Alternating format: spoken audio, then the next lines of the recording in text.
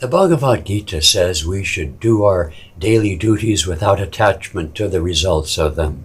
This is called nishkam karma. On the other hand, I had a letter from somebody last month in India who said, I have been utterly confused over several years. Excuse me. If one connects to the source through life experiences, what are they supposed to do with their life energy? Can't find anything I would seriously like to take up, nor can I let everything go. On the journey inwards, one is directed to drop desires. So once some sort of illumination comes, where is desire or intention supposed to come from? I've been trying to understand over many years, but I can't find anything. What now?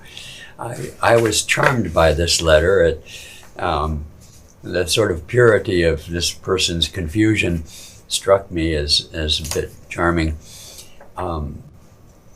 There's so much of the spiritual path and awakening we don't understand, because here the assumption of the retention of egoic consciousness, separation from God, is a given. And to the degree we devote our lives to transcending ego impulses and body demands and so forth, in loving service to God, in devotion to God, in seeking freedom in God, then soul force begins to command the bark of our life, as it were. We have a ceremony, purification we call it. The Master says, open your heart to me and I will enter and take charge of your life. And that's what's missing here.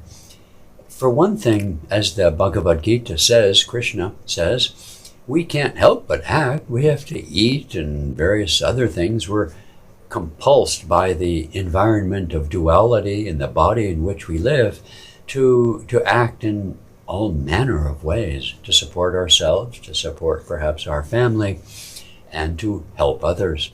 So action isn't the question. It's that action that will free the soul, that will affirm our ego transcendence, affirm our love and self-offering, yagya, to God. And so in that, we don't have to worry about the details. What will happen? What will happen when I achieve liberation? Will I be a passive stooge or something?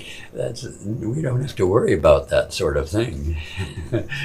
So that's what I wrote him back in probably a different set of words, not chuckling so much, but nonetheless, it's a valid question. And when we're meditating, we're concentrating, and the ego begins to subside and so forth, sometimes we get a little afraid.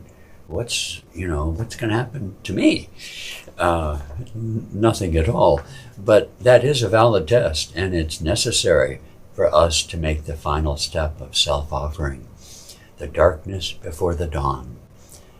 Don't worry. No one who has achieved God consciousness, God realization has ever said, oh, what a scam. It doesn't work that way.